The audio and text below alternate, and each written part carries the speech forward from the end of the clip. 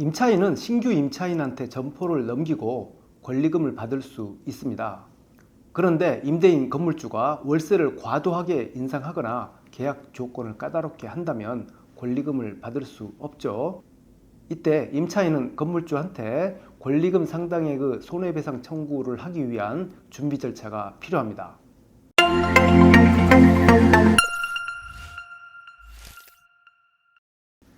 안녕하십니까, 서울시 황박사 황규현입니다. 임차인은 신규 임차인을 주선해서 권리금을 회수할 수 있죠. 이때 임대인은 임차인의 권리금 회수에 협조할 의무가 있습니다. 상가건물 임대차 보호법에 따라서.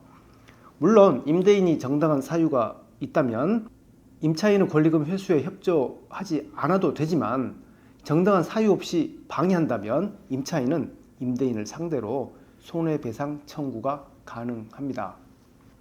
임차인의 권리금 회수 방해할 수 있는 임대인의 정당한 사유, 대표적으로 한 3가지를 갖고 와봤는데요. 임차인이 월세 3개월분 월세를 연체한 적이 있을 경우라든지, 또는 임대인 동의 없이 임차물의 전부 또는 일부를 전대한 경우, 그리고 임대인이 1년 6개월 이상 그 해당 임차 목적물을 영리 목적으로 사용하지 않은 경우 등이 있습니다.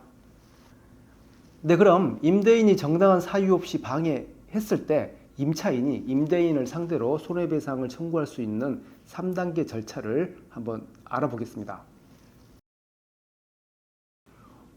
권리금 손해배상 청구하기 위한 1단계입니다.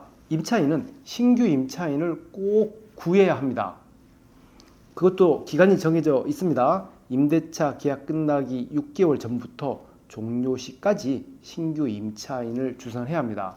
만약 계약 만료일이 12월 31일이라면 그해 7월 1일부터 12월 31일 사이에 임차인을 꼭 주선해야 하는 거죠.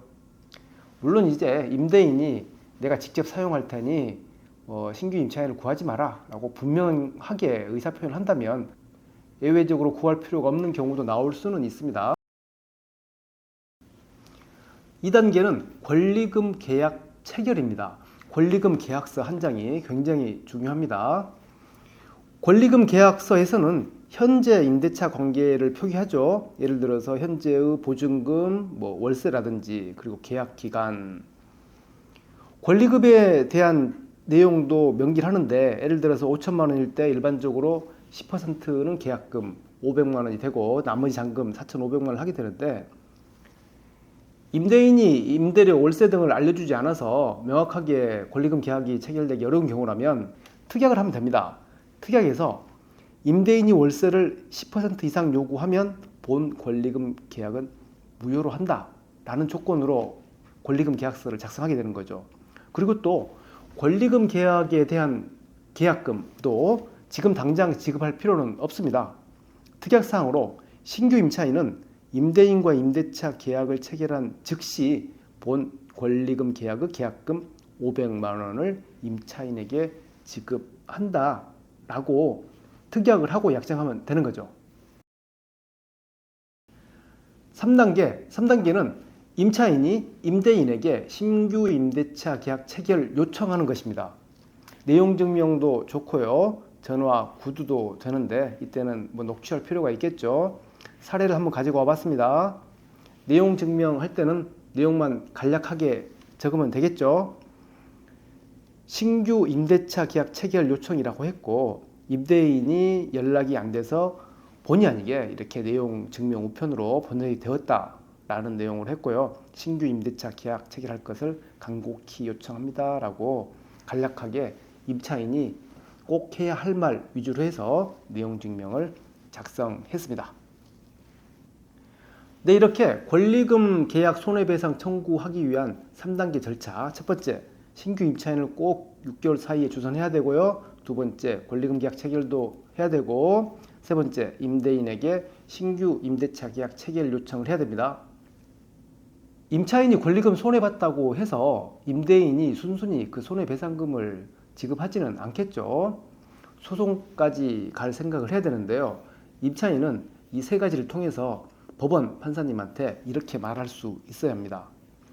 저는 임대차 계약 만료일 몇 개월 전에 신규 임차인을 구해서 권리금 계약을 체결했습니다. 여기 권리금 계약서도 있습니다. 그리고 임대인에게 신규 임대차 계약 체결할 것을 내용 증명 우편으로 요청했는데 임대인이 이런저런 이유로 협조하지 않아 권리금 계약은 파기되고 1억 원을 손해봤습니다. 판사님, 임대인의 정당하지 못한 사유로 인해서 제가 손해본 것을 받을 수 있도록 해 주십시오라고 말할 수 있어야 하는 거죠. 네, 오늘은 임차인이 권리금 손해 봤을 때 임대인에게 청구하기 위한 3단계 절차에 대해서 알아봤습니다. 감사합니다.